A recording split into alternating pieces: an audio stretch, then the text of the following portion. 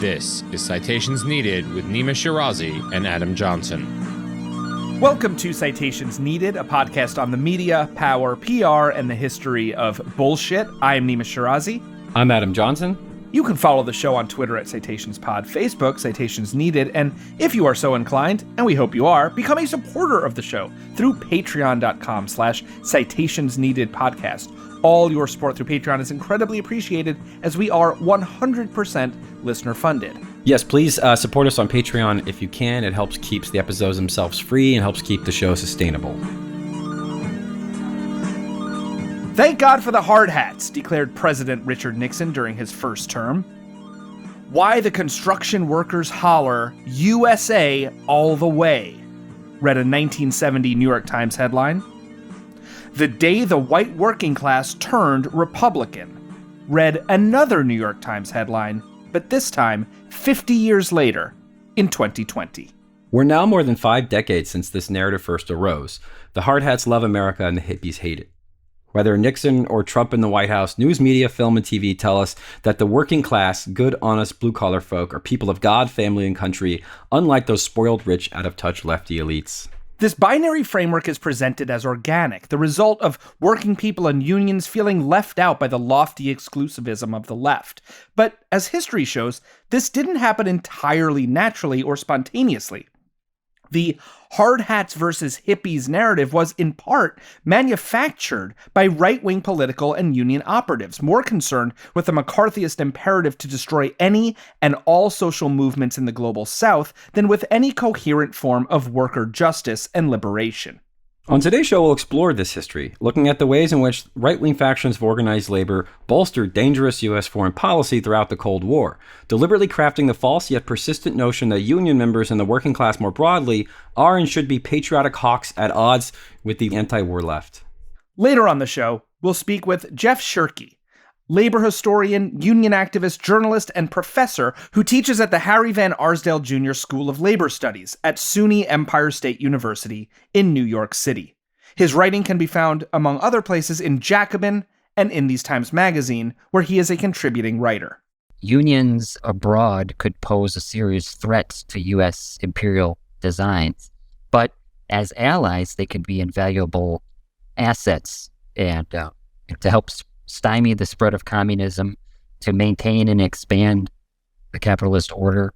So labor movements overseas became like a crucial target of U.S. imperial intervention.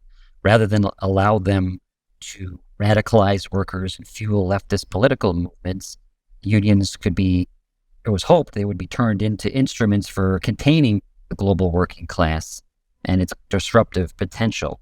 This episode is a spiritual successor, TM, to episode 81, How U.S. Media Pits Labor and Climate Activists Against Each Other, in which we detailed the ways in which certain media, certain currents of media, certain outlets manufacture an inherent tension between climate justice and organized labor in a way that omits the ways in which they historically have worked together and can work together, specifically through these kind of shallow cultural differences. This is going to talk about a similar thread, but specifically when it comes to opposing U.S. militarism and aggression overseas and using similar superficial cultural mechanisms, but ways in which pro-U.S. militarism and conservative foreign policy positions of American labor are partly organic, but are partly very much not organic, and ways in which that was crafted and manipulated by U.S. foreign policy organs in the 1950s and 60s and 70s is something that we think is a overlooked history and worth discussing when we sort of talk about the ways in which organized labor has had a conservative bent. Yeah, the idea that union leadership just follows the collective feeling of its members, and that, clearly then the hard hat right wing, blue collar workforce is just so automatically nationalist and patriotic and militarist and nativist is not necessarily true. And as you were saying, Adam, this has been cultivated over time and sometimes very deliberately, with union leaders being close to U.S. government agencies and officials. And so it's a fascinating history. And the real inspiration for this episode is taken from the work of our guest today, Jeff Shirky, who has not only written about the history of organized labor and U.S. imperialism, but also is writing a book that is going to come out next year. And so this episode is very much based on his work, and we're so excited to have him on later in the show. But let's start with some history. The story really begins with the largest federation of unions in the United States, the AFL-CIO. So let's examine the historical right-wing politics of both the AFL and the CIO, which were in place long before they merged. Now, the AFL, which stands for American Federation of Labor, was founded in 1886 as a collective of unions of craft workers. Its founder, Samuel Gompers, was what one might call a labor nationalist. His views on U.S. foreign policy revolved around the impact on the white U.S. worker. Gompers, for example, supported U.S. intervention in Cuba during the Spanish-American War to expand American control of the cigar industry. He also joined the U.S.'s anti-Chinese crusade of the 1880s, warning that quote-unquote Asiatic workers threatened to degrade the jobs and wages of white men, and later lobbied to restrict immigration to the U.S. from Mexico for many of the same reasons. And while the AFL initially pledged not to exclude any worker based on race, by 1895, the AFL began to permit new affiliates to deny membership to black workers. A separate labor collective, the CIO, formed in 1935 to focus on organizing industries like steel, auto, aircraft, electrical appliance, and meatpacking workers, industries that had been excluded by the AFL, originally known as the Committee for Industrial Organization, or CIO. It broke away from the AFL in 1938, changing its name to the one we know today, Congress of Industrial Organizations. The AFL's conservatism persisted throughout the decades. This manifested in aggressive Cold War anti-communism even before the end of World War II. In 1945, in the attendant official start of the Cold War, that would lead to a reactionary partnership between the AFL-CIO and the U.S. government. In 1944, the AFL established the Free Trade Union Committee, the FTUC, which sought to undermine communist-led unions in Western Europe.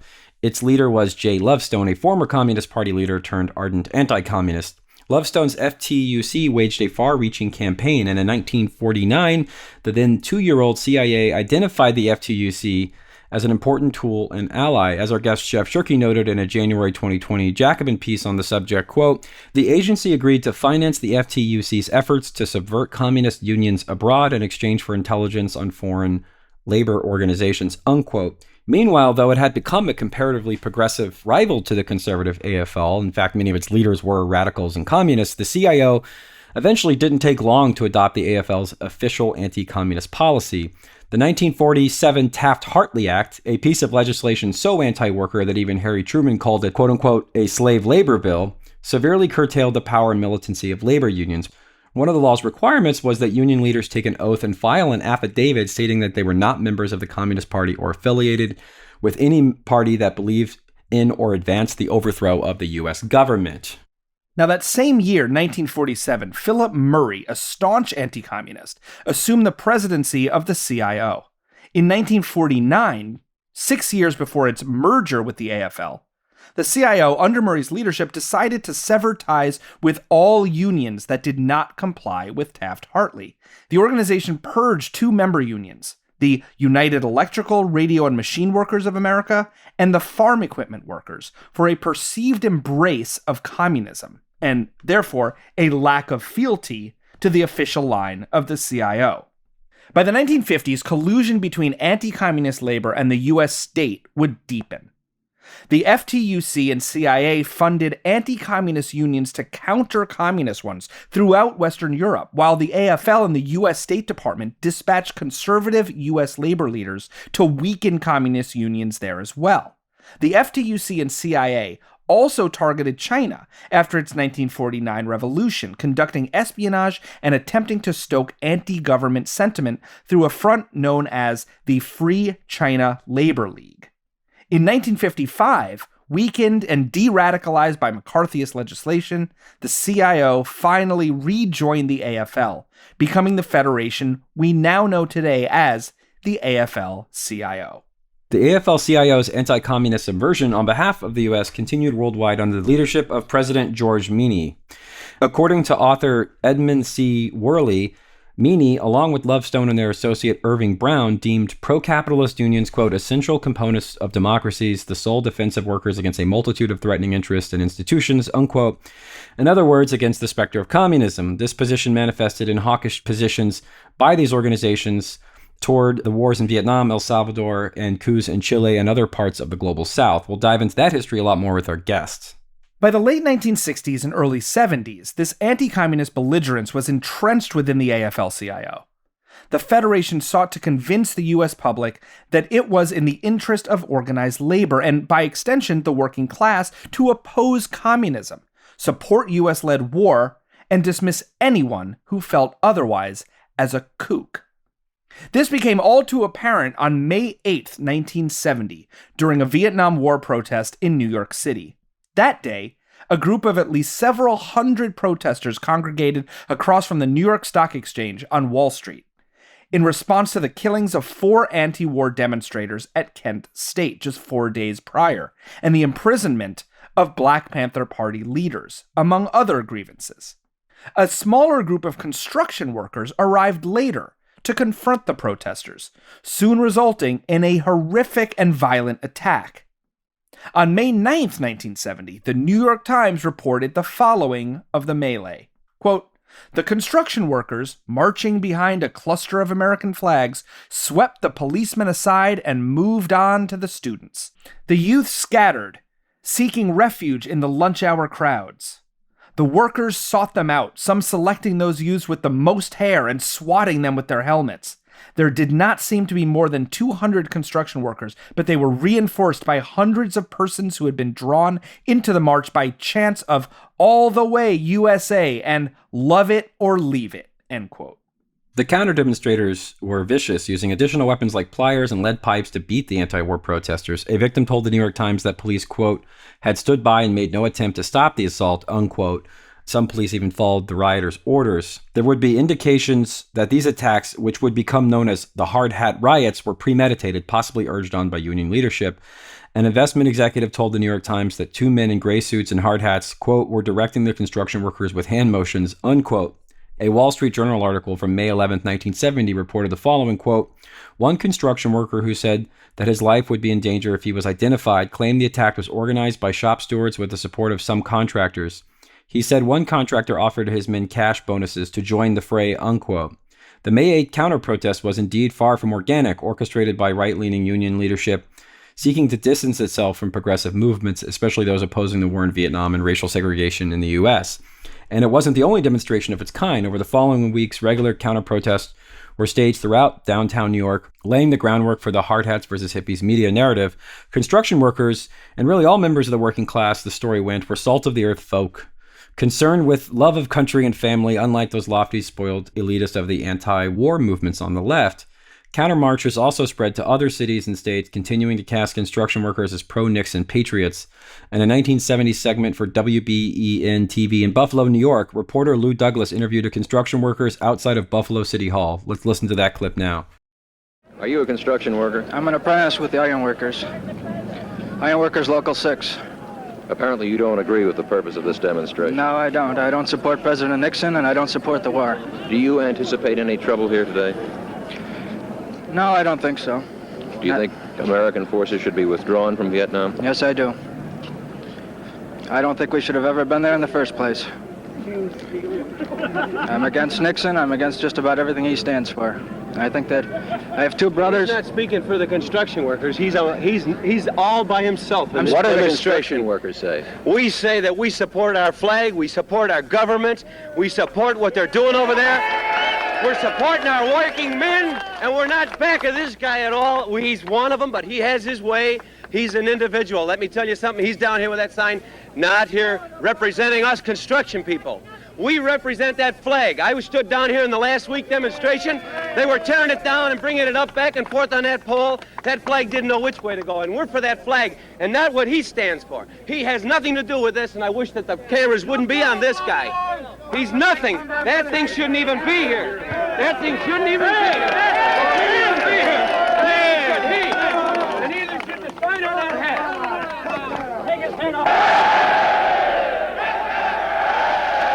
Donald J. Blair, President of the Building Trades Council, what's the purpose of the demonstration today? We are here today to show the nation that we are supporting the flag of our country, supporting our servicemen in Asia. Most of all, to show the people of the city of Buffalo that we of the construction industry are proud that we're Americans.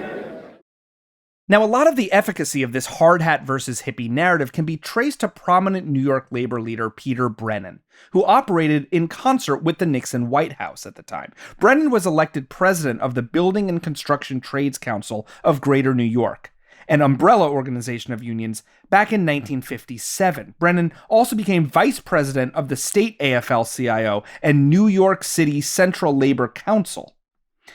In 1973, he was appointed U.S. Secretary of Labor under Richard Nixon. Brennan was, yep, you guessed it, extremely right-wing. Shocking. He opposed affirmative action and racial integration, specifically seeking to keep non-white workers out of the construction trade. According to Smithsonian Magazine's Angela Serratori, Brennan, quote, positioned the labor movement as anti-war, as a way to cleave its members away from other racially progressive platforms, end quote. Serratori also notes that by the time of Brennan's death in 1996, his obituary stated as fact that he had personally helped plan the 1970 Hard Hat riots. There can be little doubt that this is true, considering that his obits from the New York Times, Associated Press, Washington Post, and elsewhere repeat the same claim. And in his book, The Arrogance of Power, author Anthony Summers notes that workers had been briefed by their shop stewards the previous day, May 7th, to attack, in the steward's words, quote, the kids who were protesting the Nixon-Kent thing, end quote. The hard hats versus hippie framework fit neatly within the Nixon administration's, quote, blue-collar strategy, unquote, of attracting white workers not through economic concessions, but through shallow, racist, and hawkish cultural appeals, and Nixon and his staffers were fully aware of this. In fact, Nixon aide Richard Howard implied that the Nixon administration was involved in planning the initial protest. In 1997, Howard was asked by an interviewer if the violence was triggered by White House orders. Howard's response was, quote, there aren't many spontaneous acts in politics. It's all for the media, unquote. H.R. Haldeman, Nixon's chief of staff, wrote in his diary on May 10, 1970, quote, Nixon thinks now the college demonstrators have overplayed their hands. Evidence is the blue-collar group rising against them, and the president can mobilize them, unquote. Meanwhile, Brennan, hoping to boost the riot's credibility, denies that they were planned. A May 12, 1970 New York Times article quotes Brennan, who insisted that, quote, the unions had nothing to do with it. The men acted on their own. They did it because they were fed up with the violence by anti-war demonstrators, by those who spat at the American flag and desecrated it, unquote. Brennan added that subsequent demonstrations were, quote, peaceful. The Times also quoted Brennan's wife, Dolores, who stated of the anti-war protesters from May 8th, quote, we wanted to tell off those kids. They have too much, unquote. Brennan was swiftly rewarded and embraced within the halls of U.S. power. Quote, Pete Brennan's people, unquote, Nixon reportedly stated, were with us when some of the elitist crowd were running away from us. Thank God for the hard hats. According to Rick Perlstein, author of the 2008 book Nixonland, quote, Peter Brennan and Thomas Gleason of the International Longshoremen's Association, vice president of the AFL-CIO Executive Committee, were summoned to the White House on May 26, 1970, the day that Dow reached a new yearly low, 9 days after the Cooper-Church Amendment, which restricted war funding and presidential authority to wage war, passed a Senate committee. Brennan presented the president with an honorary hard hat, reading Commander-in-Chief, and left a 4-star hard hat to present to General Creighton Abrams, the American commander in Vietnam, and promised continued patriotic marches, saying, quote, the hard hat will stand as a symbol, along with our great flag, for freedom and patriotism in our beloved country, end quote. Now, as we said earlier, Nixon would eventually make Brennan his own Secretary of Labor. We should also note that the Cooper-Church Amendment, which is referenced in that quote, though passed by a Senate committee, was ultimately rejected by the House and therefore was not brought into law. The New York Times seized on the apparent, though partly manufactured, burgeoning tension between construction workers and the anti-war protesters on June 28, 1970, with the piece headline, quote, Why the Construction Workers Holler USA All the Way, the piece revolved around and was highly sympathetic to right-wing elevator mechanic named Joe Kelly, one of the violent counter-protesters at the Hard Hat riots and a member of the International Union of Elevator Constructors, which was an affiliate of the AFL-CIO. It pitted Kelly, cast as a noble ambassador of the working class, against a snobbish, even dangerous anti-war left. Yes, before there was Joe the plumber, there was Joe the elevator constructor. Here's an excerpt from that New York Times piece. Quote, Joe Kelly is proud, confident, and outspoken in the old American style. He is almost mystically proud of his flag, his country, the establishment, and eager to end the Indochina War by striking more aggressively, though the deaths of young soldiers and innocent civilians sadden him. He is determined to be on guard against communism and to crush it wherever it threatens his nation. Joe is convinced that a subversive conspiracy of teachers influenced by foreign powers is brainwashing the students to communist beliefs. Distressed by the hippie lifestyle of so many youths, he is also furious at student radicals who burn and shout down schools which his taxes pay for and which most of his fellow workers cherish because they never had a chance to go to them. He is a stalwart charter member of Richard Nixon's silent majority, a devout Roman Catholic, and fiercely loyal to his president, whose office he regards with almost holy respect, end quote. Indeed, the New York Times took the notion of the quote-unquote silent majority at face value, despite widespread opposition at the time to the Vietnam War. The New York Times quoted Joe Kelly as saying, quote, "We have no control over what they want to call us, but I think that the large majority of people, going as high as 85 or 90%, are more than happy. Not so much for the violence, but for the stand that we took. And now they're standing up. The construction worker is only an image that's being used. The hard hat is being used to represent all of the silent majority," end quote. The New York Times didn't challenge this, even though it had access to data that could do just that. The same day, June 28, 1970, the paper published a piece noting that a majority of adults, 56%, believed the United States, quote, made a mistake in sending troops to fight in Vietnam. It added, quote, "The proportion of citizens who think the United States was wrong to commit forces in Vietnam has more than doubled in the last 5 years," unquote. Yeah, it's kind of amazing that, like, the very same day that they published this Joe Kelly article claiming that, like, 90% of Americans are happy with the U.S. continuing to decimate Southeast Asia, like, the Times had the data that showed that that was so wildly incorrect. And yet, in this piece, you know, hey, it's just a quote. We're just stenographers here. Yeah. And nor did the Times see fit to dispel the false notion that the anti-war movement was largely dominated by white academics. At the time of the Kelly profile, of course, the Black Panther Party was explicitly and vehemently opposed to the war, as was the Mexican-American movement of anti-war activists known as the Chicano Moratorium, and multiple draft resistance and veteran groups throughout the country. And as Professor Penny Lewis, author of Hardhats, Hippies, and Hawks, the Vietnam Anti-War Movement as Myth and Memory, notes in her book, quote, "The majority of union workers in opposition to leadership of the AFL-CIO thought the war was a mistake and wanted out. A national poll found that 53% of unionists surveyed right after the May 8th attacks condemned the Hardhats." So the majority of unionists opposed the Hard Hat rioters.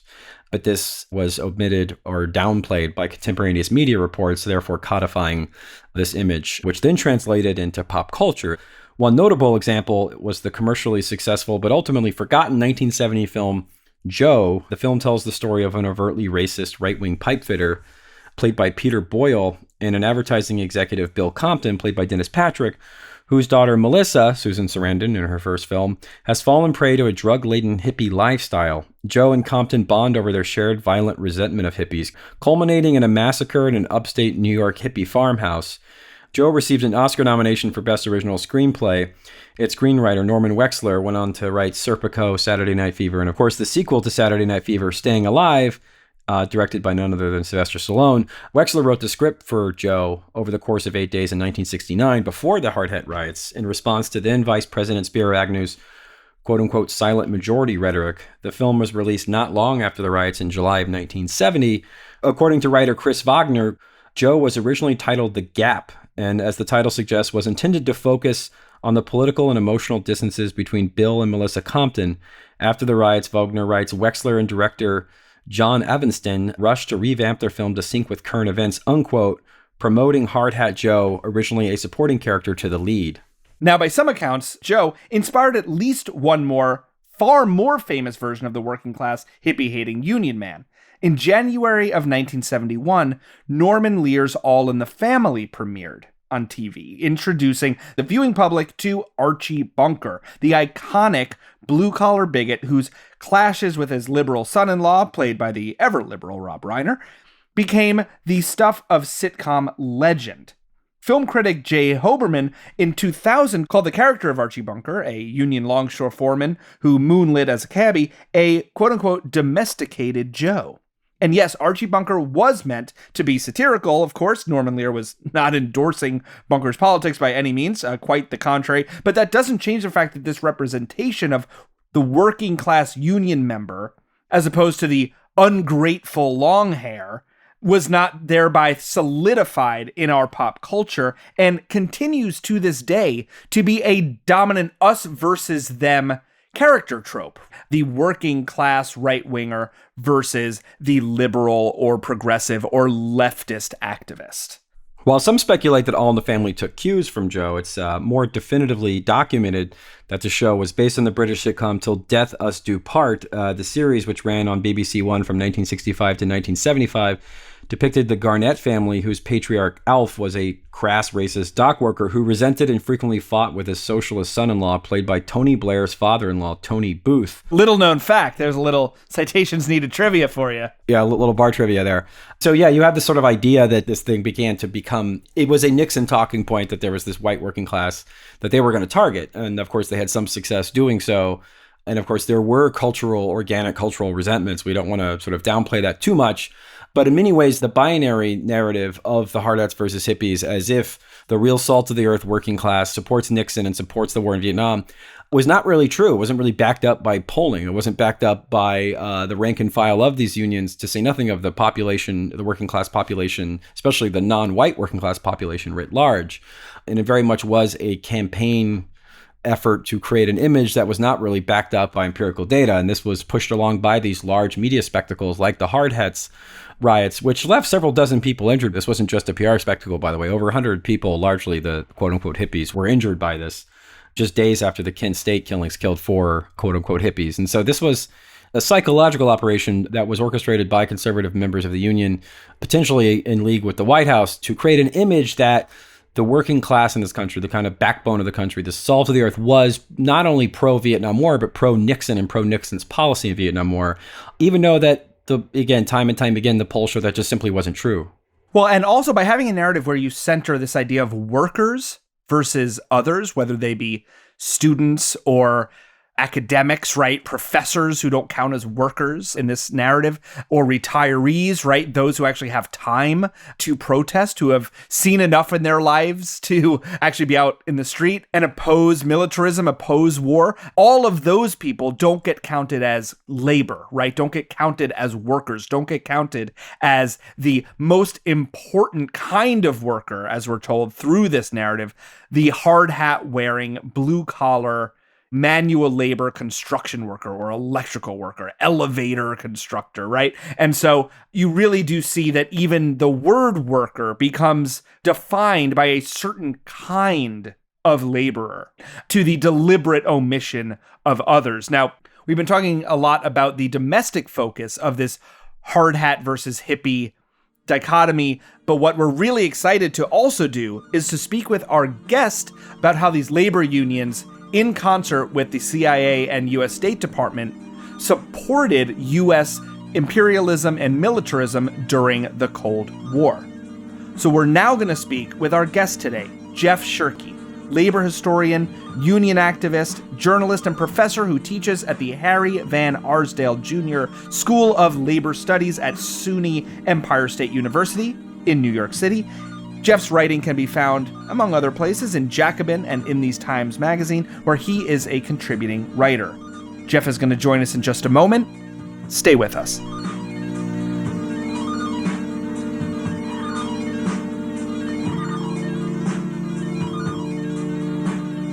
We are joined now by Jeff Shirky. Jeff, thank you so much for joining us today on Citations Needed. Thanks for having me here. My pleasure. I want to begin by sort of talking about how you would summarize mainstream labor's relationship with the U.S. intelligence and military establishment during the Cold War. You wrote in your essay on Jacobin on the subject, soon to be a book to be found at finer bookstores everywhere, quote, "From aiding U.S.-backed military coups in Brazil and Chile to cheerleading ruthless counterinsurgency wars in Vietnam and El Salvador, the AFL-CIO's foreign policy during the Cold War was fundamentally geared towards the interest of U.S. empire." I want to sort of start there. Can you kind of give us the broad outlines of that relationship beginning in the 40s and then sort of where it kind of went from there? Yeah. So unions and labor movements around the world have the potential to be very powerful. They can shut down entire industries. They can bring economies to a standstill. They can greatly influence elections, and they can undermine governments and even help overthrow governments. So the U.S. foreign policy establishment, the White House, the State Department, the CIA, etc., recognized this right at the beginning of the Cold War in the 1940s and throughout the Cold War. And the problem, as the U.S. saw it, was that a lot of unions, a lot of labor movements around the world were led by, or at least heavily influenced by, communists or other kind of anti-capitalists, anti-imperialists, leftists. So unions abroad could pose a serious threat to U.S. imperial designs, but as allies, they could be invaluable assets and to help stymie the spread of communism, to maintain and expand the capitalist order. So labor movements overseas became like a crucial target of U.S. imperial intervention. Rather than allow them to radicalize workers and fuel leftist political movements, unions could be, it was hoped they would be turned into instruments for containing the global working class and its disruptive potential.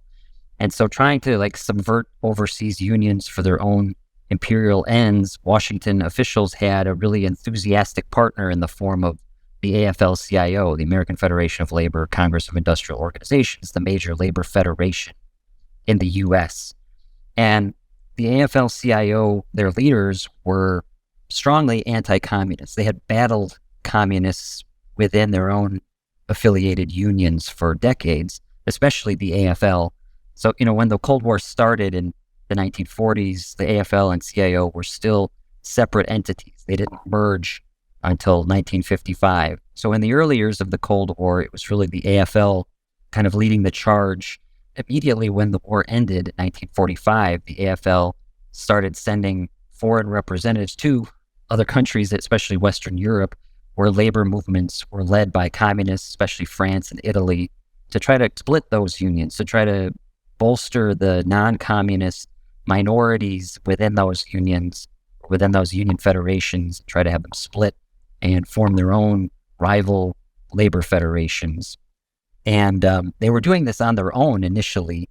And then the CIA, after it was created in 1947, 1948, took note of what the AFL was doing overseas and formed a relationship, a partnership with the AFL, particularly the AFL's international arm at the time, which was something called the Free Trade Union Committee.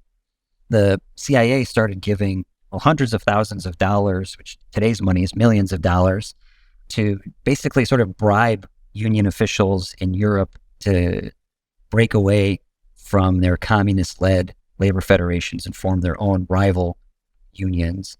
And then also expanding into Asia, AFL started sending representatives to places like Japan and India and Indonesia to do the same thing, basically, to divide labor movements along Cold War battle lines, to have unions that would be more pro-U.S. and more politically moderate or conservative, and so on.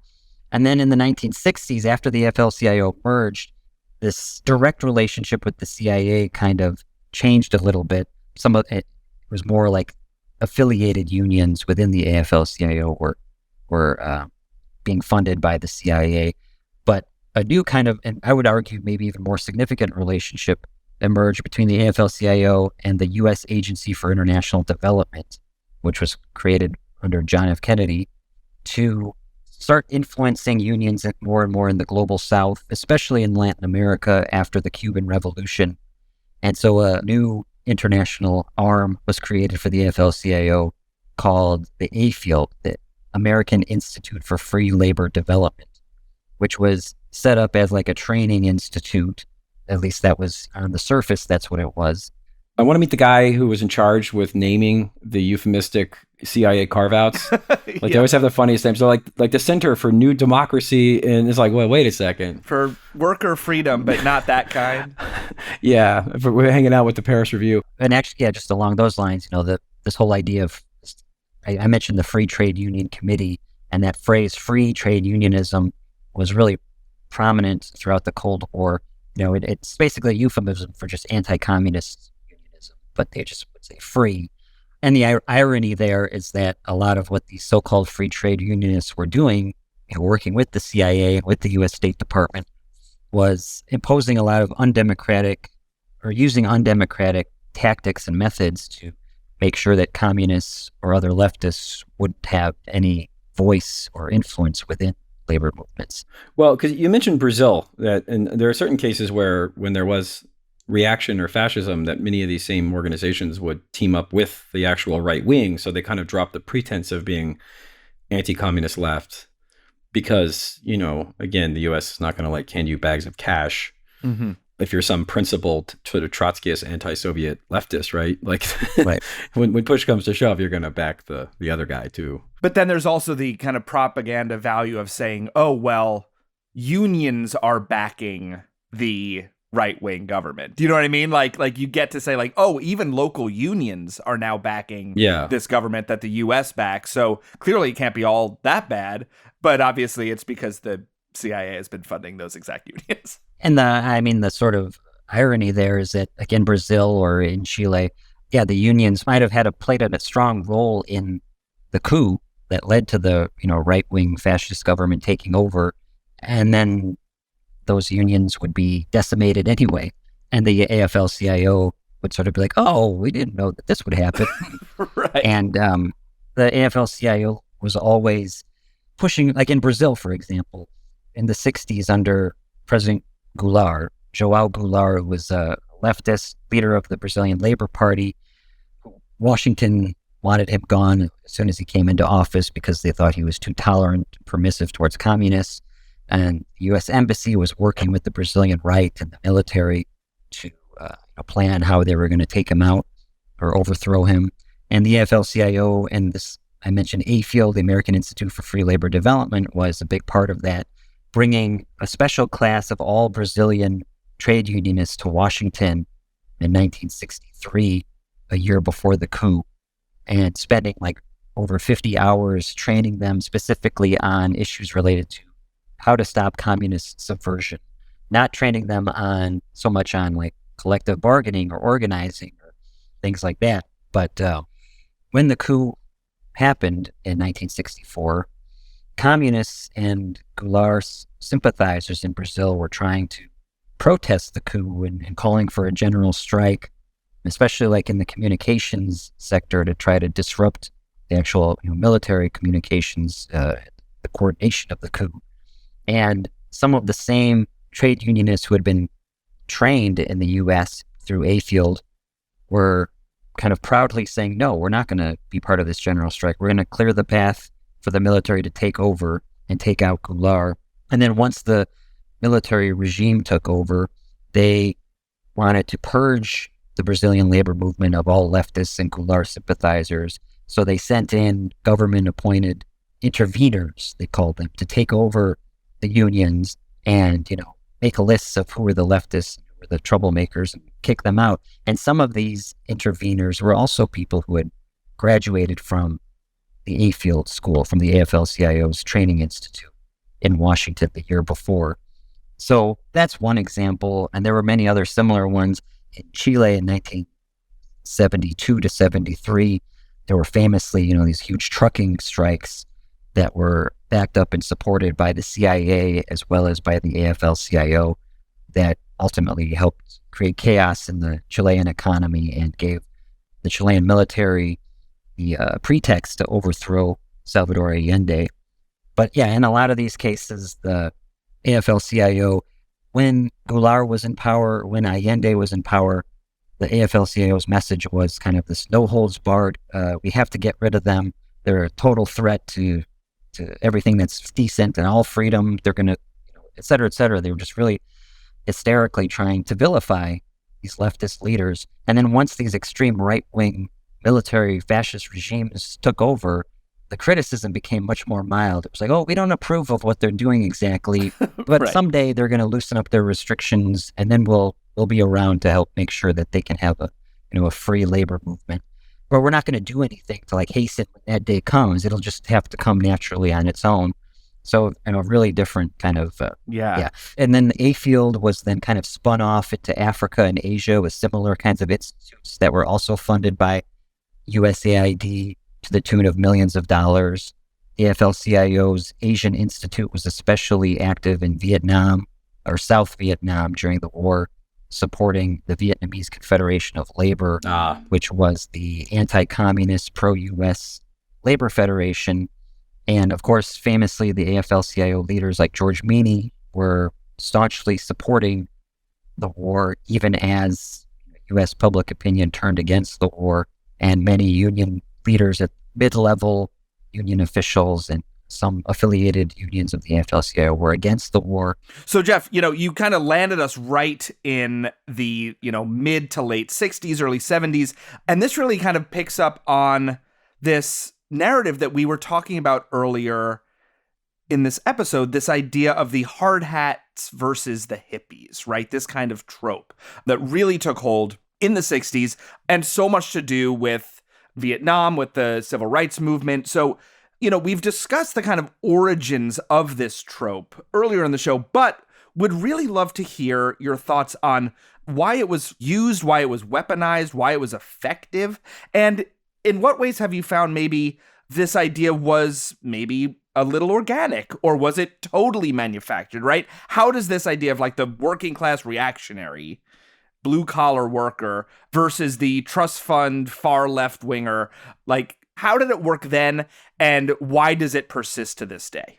Yeah, the working class in the United States has always been very large, very diverse, very stratified, depending on what particular skill levels you have or what sector or industry you're in, so on and so forth.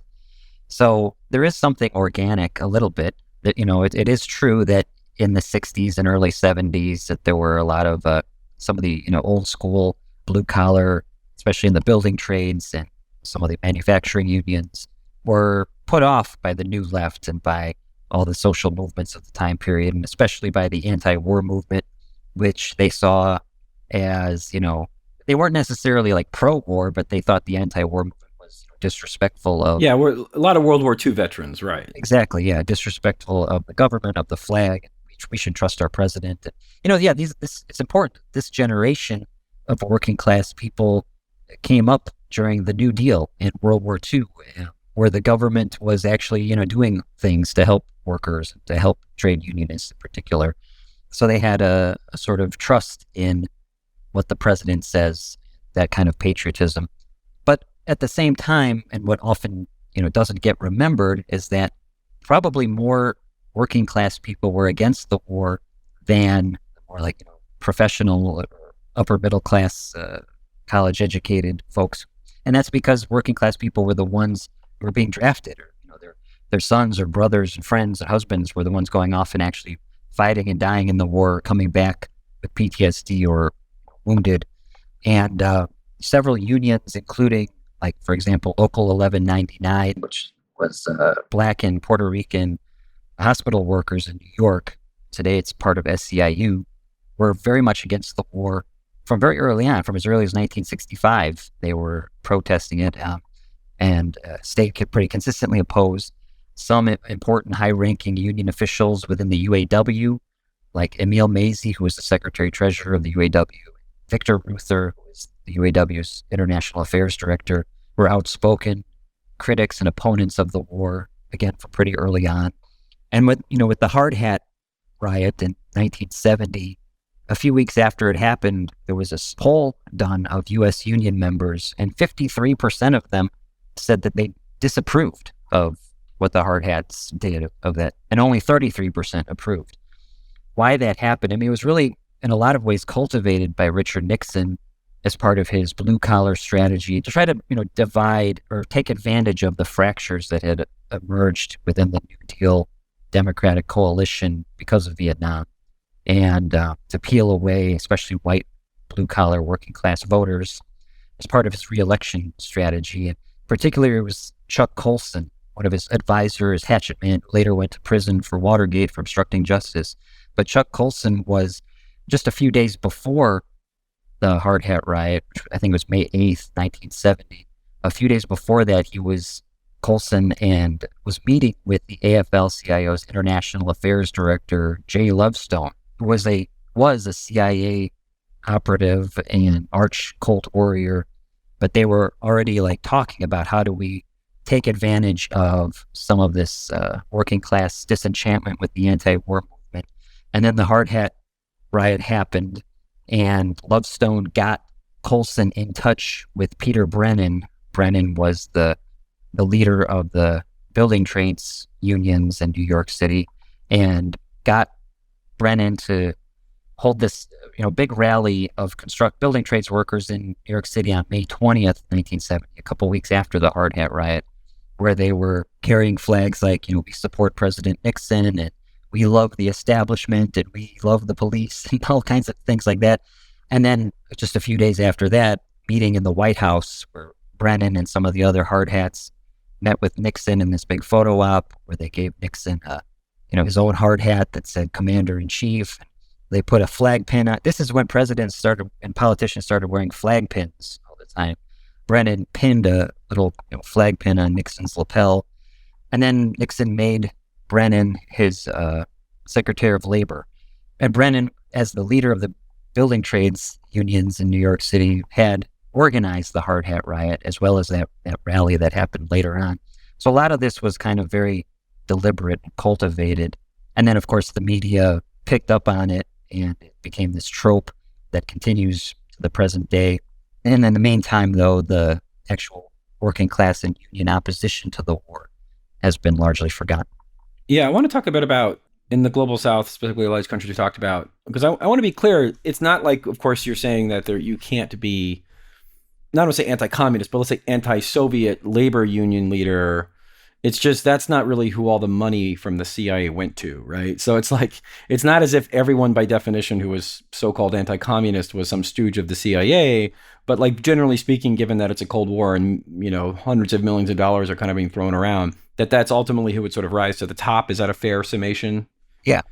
Okay, because I want to be clear, because it's not like we're saying everyone per se who was anti-communist was taking, was having lunch with the Dulles brothers, just to be clear. But ultimately, in the middle of a Cold War, that's typically how a lot of these things kind of shake out, just by the nature of how these things are funded.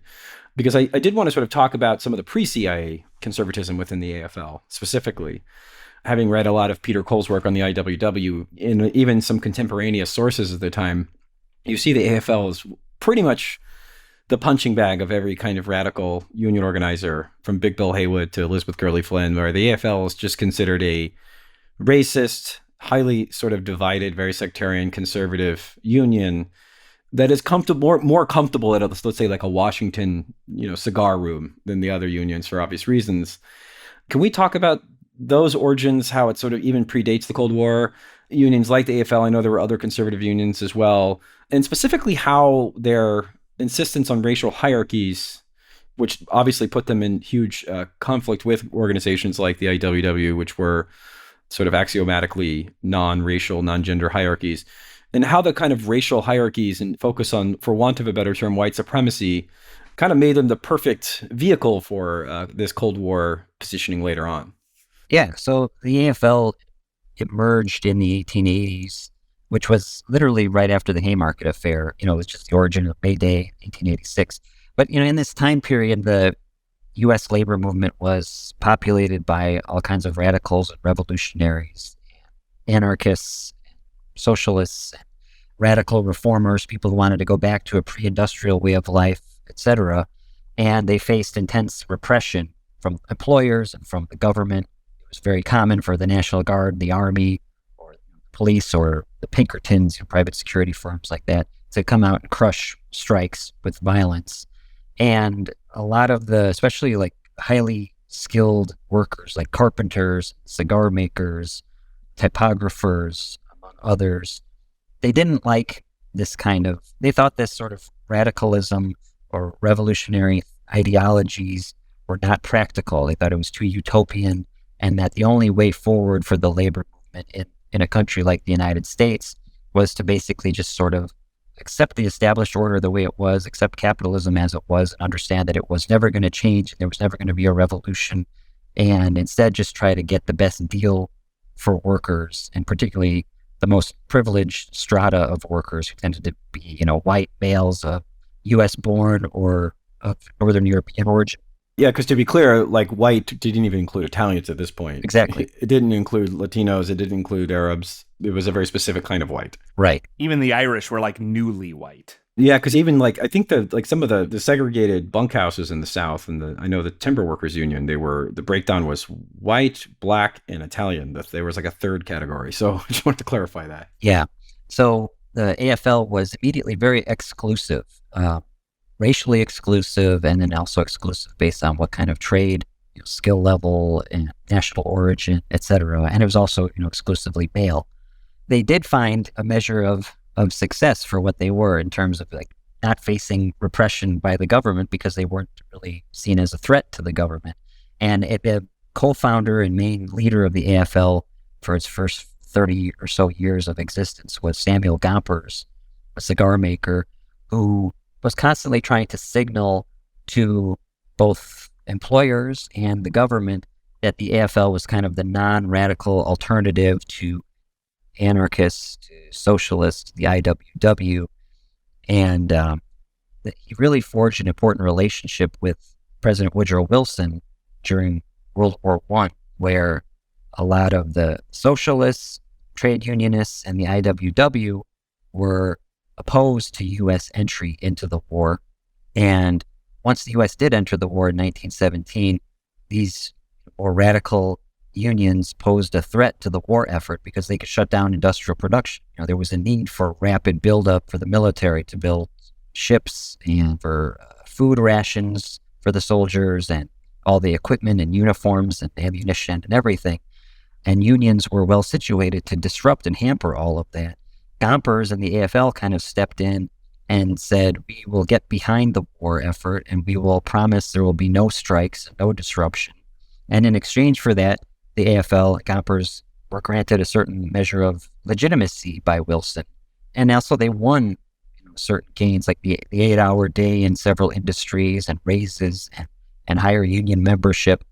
And so the kind of lesson learned by people in the AFL was if you support U.S. foreign policy and if you demonstrate that you are patriotic and you will oppose foreign enemies, that you can actually win material gains. The problem was that as soon as the war ended, all that went away, and the corporations waged an anti-union campaign throughout the 1920s, and union membership shrank.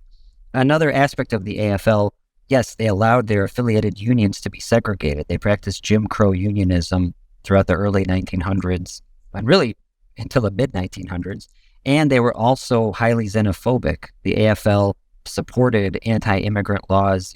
The Chinese Exclusion Act was supported by some of the unions that eventually founded the AFL. And interestingly, when the Spanish-American War happened in 1898 and the U.S.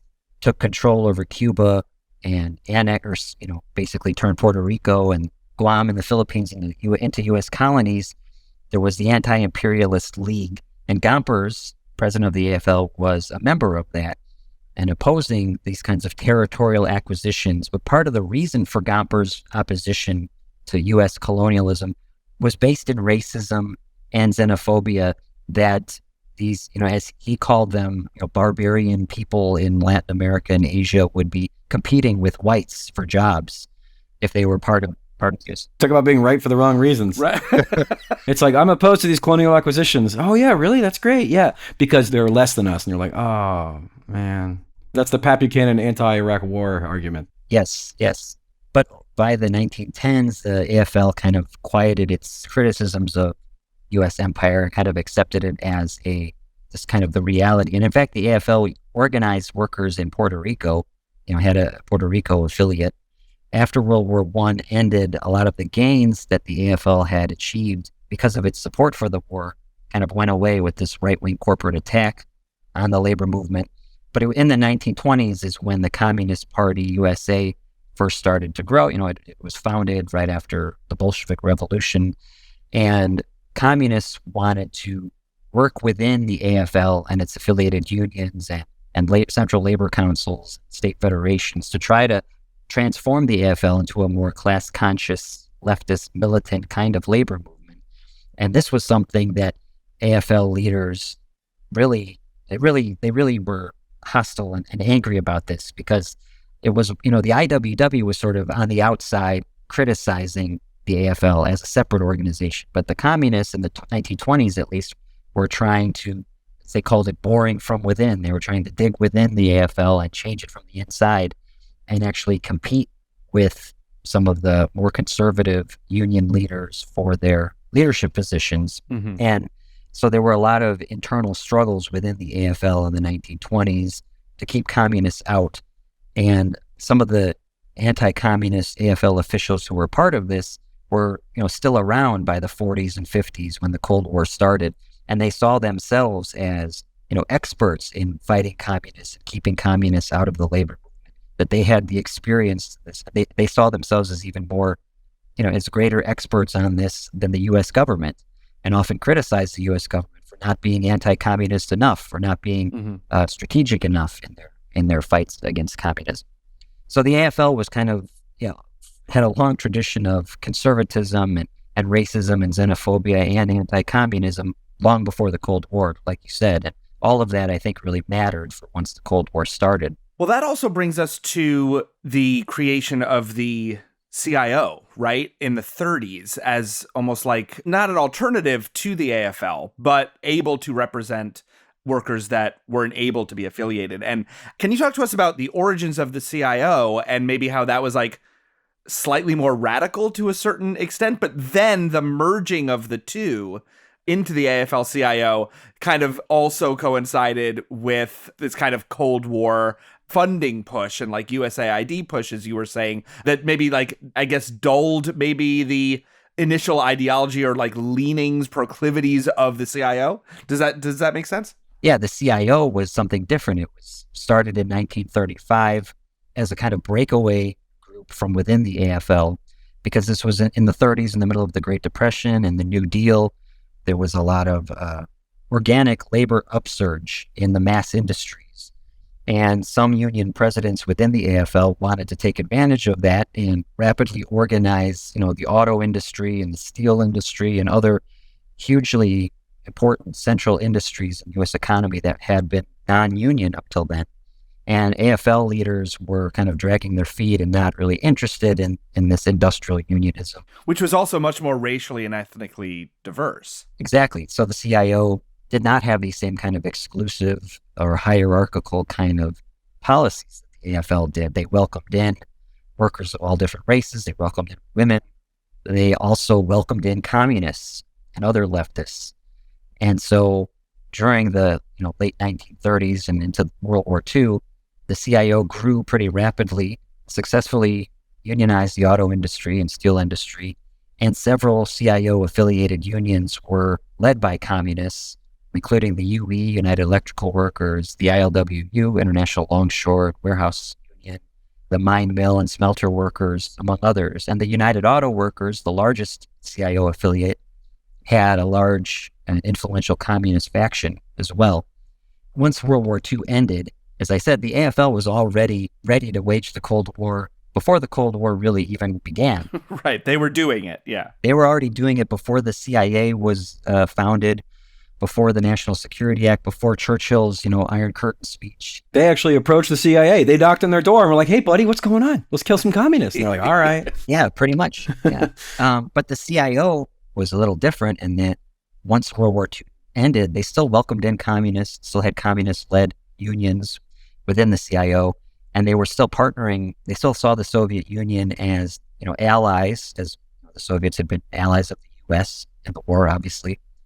So it was during that period when the Cold War was kind of coming to fruition between 1945 and 1947 that CIO leaders kind of, as the political winds were changing, started to see communists within their ranks as a liability, that they eventually by 1949-50 were expelling the communist-led unions, and in the process losing millions of members. And an important part of the context of this was the 1947 Taft-Hartley Act, which imposed all kinds of new legal restrictions on unions, including this requirement that union officials would have to sign affidavits saying that they were not members of the Communist Party.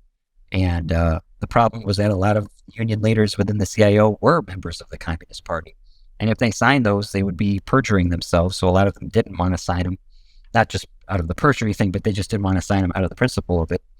So yeah, the CIO kind of slowly got into the Cold War and became anti-communist in the late 1940s. And then kind of by the early 50s, the CIO and AFL were almost ideologically the same, indistinguishable. That's part of why they merged. So is this kind of like dulling of that, I don't even want to say radicalism, but just more representation, right? Just, I mean, a more representative workers' union that, emerged out of the AFL, turns into the Congress of Industrial Organizations. And then with like Taft-Hartley and other, Cold War McCarthyism, I mean, winds up just like folding itself back in, and you lose that alternative. Yeah, because we don't want to oversell the sort of innate radicalism of Americans, but I do think there's a bit of a survivor bias with the anti-communism of the 10s and 20s, or anti-socialism or anti-anarchism, I suppose, in the 1910s and 20s, 30s, 40s, etc., where it's like the least offensive, most conservative unions and union leaders are going to just emerge because of the nature of how these things work, which, I mean, the Palmer raids pretty much destroyed the entire leadership of the IWW. UE was very marginalized, as you mentioned, for their stances on certain things like, for example, the Vietnam War, as well as the ILWU. And so at the end, you do get a more sort of pro-Nixon, for want of a better... Well, unions are like, super pro-war, yeah, and it's like right-wing. It's like, well, because you got rid of all the unions that weren't. Right. And it's not to say that there aren't like cultural issues, right? Like you mentioned, we talked about World War II, I sort of imagining the dad from Born on the 4th of July. It's like, what? I don't get these goddamn hippies, back in my day, because, they fought with the Soviets, right? It was sort of and of course, hippies, were doing kind of kooky shit, drugs, whatever. I sort of appreciate that there are like organic cultural distinctions, but it does seem like it is a bit of a survivor bias in terms of what the kind of innate American worker is like. You could see that just with the AFL early on in the late 19th century.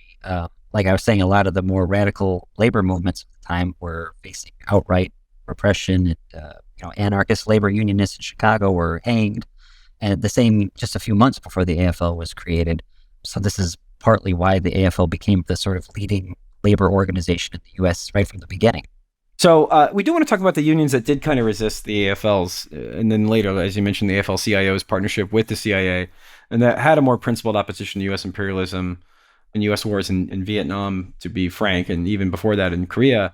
Can we talk about those unions? We had mentioned UE and the ILWU and others. Can we talk about them and sort of how they distinguish themselves and what the impact was on their political power in Washington?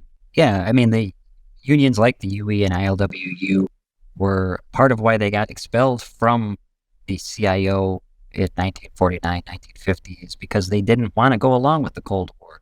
They realized that it was ultimately kind of a way for corporations and for the right to attack the working class in the United States, to divide labor movements around the world to the benefit of capital. So, like I mentioned, Local 1199 and some officials within the UAW were opposed to the Vietnam War. UE and ILWU, as independent non-AFL-CIO unions, were also very vocal in their opposition to the Vietnam War. But, they were, because they were outside the AFL-CIO, because like the UE, for example, their members were raided by the other unions after they had been expelled by the CIO. So they were kind of smaller and marginal, but they were part of these kind of coalitions that formed by some of the like dissenting unions, both within and outside the AFL-CIO, to speak out against the war. But the ILWU, I'll say, has a really great history of, these are the West Coast dock workers using their really strategic point in the global economy to protest imperialism and to protest U.S. foreign policy in the 80s, the ILWU in Oakland famously refused to handle goods from a Dutch cargo ship that was carrying South African goods as part of the Free South Africa movement. And that inspired a lot of other people to boycott South Africa, apartheid South Africa. And then more recently, in 2008, the ILWU had a major strike on May Day in 2008 all across the West Coast to call on the U.S. to end the occupations of Iraq and Afghanistan. And just recently, a couple of years ago, the ILWU in the port of Oakland refused to unload cargo from an Israeli ship. And so, respecting the BDS movement. And the UE also has put forward a kind of alternative labor foreign policy where instead of working with the U.S. government and receiving millions of dollars from the CIA or the Agency for International Development, they have a more independent foreign policy where they, especially over the last 30 years, have worked directly with Mexican unions, the Independent Authentic Workers Front, or the FAT in Mexico, to fight NAFTA and to have workers across the border, on both sides of the border, organizing and showing solidarity with each other. I also want to point out that in the 80s, during Reagan's support for counterinsurgency wars in Central America, a lot of union presidents within the AFL-CIO were opposed to Reagan's foreign policy, while the AFL-CIO's top leaders, its president at the time, Lane Kirkland, were basically supporting Reagan's policy. They were supporting the U.S. propped up counterinsurgency government in El Salvador. They were more or less supporting the Contras in Nicaragua, and several U.S. union presidents from within the AFL-CIO created their own committee called the National Labor Committee.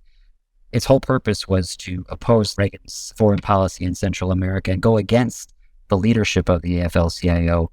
And they would have like delegations down to El Salvador to kind of see how trade unionists there, leftist trade unionists, were being targeted by death squads, how they were being, they were disappearing, being tortured, and they were not receiving any support or solidarity from the AFL-CIO. In fact, the AFL-CIO was kind of supporting the same government that in El Salvador that was basically arming or allowing the death squads to do this stuff.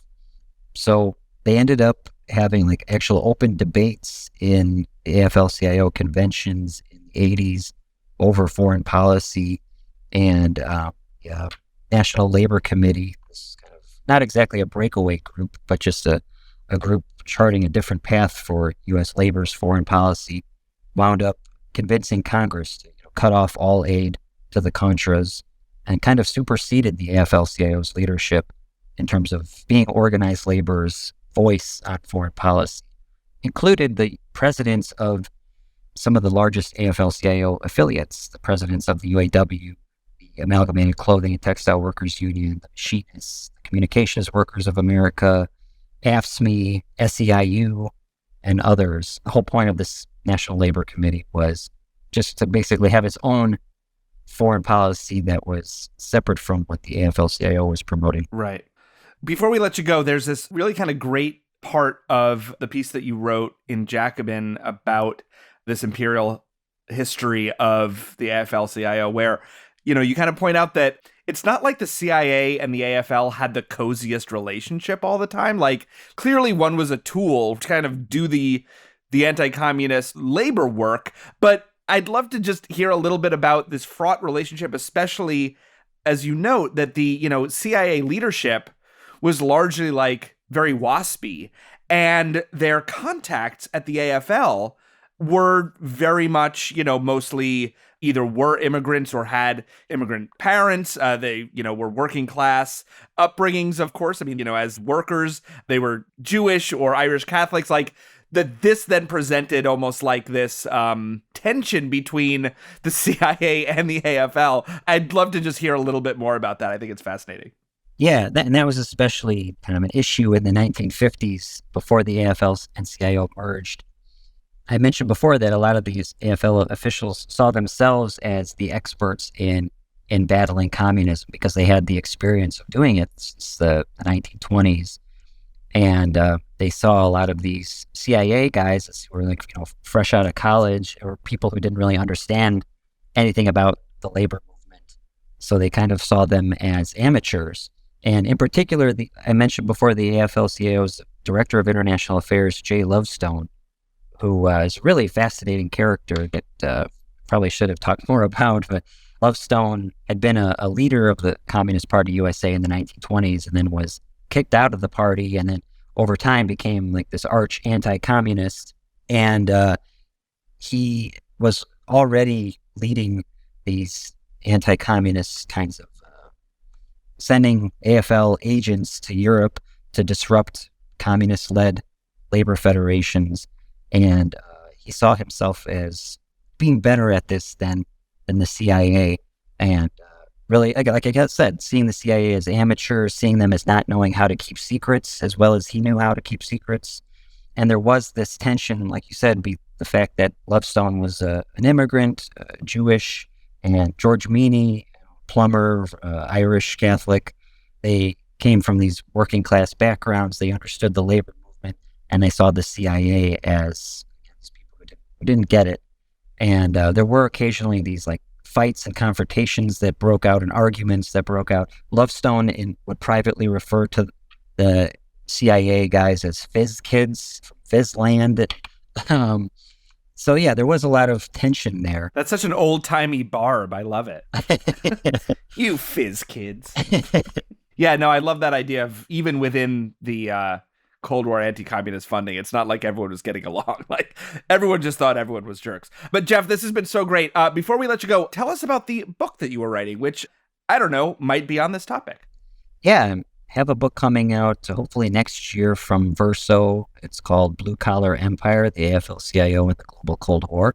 And it kind of covers this whole history from roughly the mid-1940s, mid-1990s, about how the AFL-CIO wound up working with the CIA and with the U.S. foreign policy establishment. And it kind of covers some of these different imperial interventions that the AFL-CIO and its affiliates were involved in Latin America and Asia and Africa and Europe, and what kind of impacts that had on labor movements globally, but also the labor movement here in the U.S.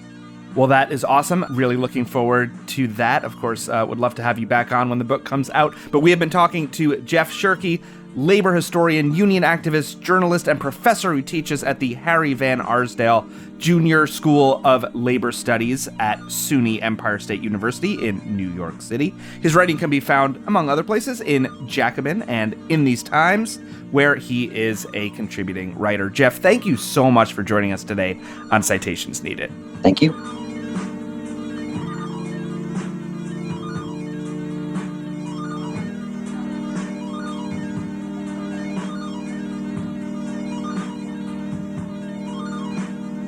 Yeah, I can't wait to read that book. If you work at Verso or you know anyone who does, let me know when it comes out. We'll have Jeff Beck on the show. Yeah, because I think it's an interesting history. Because obviously we publish a lot of pro-union, I guess, messaging. I don't say propaganda because obviously we don't do that. Pro-union. That sounds devious and dubious. Content's value neutral. Content on the show, but it's also, again, we don't want to be too naive about the more conservative unions in this country and their relationship with the U.S. foreign policy establishment. It's a fascinating history. It is a history of complex, interconnected motives, people who sort of genuinely fall out of favor with their communist pedigree and those who were just handed large bags of cash and some combination thereof, right? Right. And it's a fascinating history, and it really does show you that these positions on the war, especially in the 50s, 60s, and 70s, when there was all these different front groups and secret funding, I guess was more common. But all these ways that this was partly, if not largely, astroturfed, really puts into very clear picture that much of how we sort of make these general kind of glib cultural battle differences are not quite that simple. Again, I do think there are a lot of organic currents. I mean, I think it's true the trades are generally more conservative, right? That's just sort of been true for a very long time and continues to be true today. I do think that there were general culturally off-putting or different things that happened in the 60s that were not like for example, the working class in the 1930s, right? In terms of whatever free love, name it. But I do think that a lot of that is overblown and has been misrepresented to the sort of average media consumer who picks up on these tropes and begins and internalizes them as both entirely organic and steady state, like, right? That's always been the case and always will be the case. But the more you read about labor history, even kind of prior to that, right? 10s, 20s, 30s, 40s, you realize that that is just not the case historically, and that certain forces helped kind of nudge that formulation along.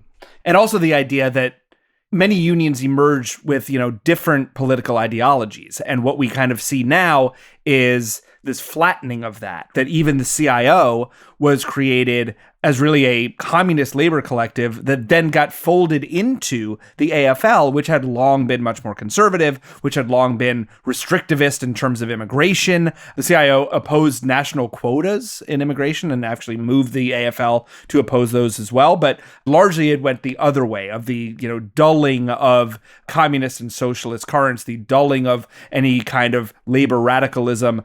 And then you find that there are these partnerships between these huge unions, namely through their leadership, and things like the CIA and the US State Department pushing really Cold War policy, but also Cold War narratives. These binaries of the free American versus the unfree Soviet, and actually working through these unions, as Jeff laid out, to undermine labor solidarity around the world, right? It wasn't just sort of like a hippies versus hardhats, but there were actual foreign policy implications that wind up being ideological implications, that wind up being superpower implications. Yeah, and of course it wasn't just anti-communism. I mean, Allende wasn't a communist. He had no relationship with the Soviet Union, but these forces worked to undermine his administration because they weren't pro-US. And anybody who wasn't pro-US, any of the non-aligned movement, was considered to be per se pro-Soviet. So, I mean, it wasn't some, principled opposition to the Soviet Union. It was really just, are you on board with the CIA's agenda or not? And you're either with us or against us. Mm-hmm. Exactly. USA all the way, Adam. Love it or leave it. But we will leave it there for this episode of Citations Needed. Of course, you can follow the show on Twitter at CitationsPod, Facebook, Citations Needed, and become a supporter of the show through patreon.com/citationsneededpodcast. All your support through Patreon is so incredibly appreciated, as we are 100% listener funded. Our team and our work is made possible by the generosity of our listeners. So if you do like the show, please do consider supporting us through Patreon. And as always, a very special shout out goes to our critic level supporters through Patreon. They include Jason Eason, Chris Sarah, Dash X, James Michaela, Greg Westneat, Drew Johnson, Max Belanger, David Bettner, Brendan O'Connor, Ultra Miraculous, Zappo, Sturm Wyvern, Darren Brady, Bart DeCourcy, Ra, Max Wilsey, Blake Bunell, Xenia Zadvornik, Brendan Hines, Doc Reitzel, Philip Moss, Rulo's Bard, Jameson Salzman, Brad Hayward, Zach Cathcart, Lorenzo Mitchell, Ben Lazar, Morgan Green Hopkins, Ed Zitron, Corporate Zombie, Eric Joyner, Buzz Among Us, Stinky Pete, DL Singfield, JM Geralt, Chris Vincent, Nigel Kirby, Scott Roth, Porter Schutz, Zachary Henson, Josh Durlam, Joe Wengert, Steely Dan Halen, Douglas, Danger Manley, Green New Neil, Trazdat, Brickshop Audio, Supple Old Man, David McMurray, MSP, William Rush, Garrett Geisler, Shockfist, Weedlord, Backups Care, and of course, Computer Scare. I am Nima Shirazi. I'm Adam Johnson. Our senior producer is Florence Burrow Adams. Producer is Julianne Tweeten. Production assistant is Trenda Lightburn. Newsletter is by Marco Cardolano. Transcriptions are by Morgan McCaslin. The music is by Granddaddy. Thanks again, everyone. We'll catch you next time.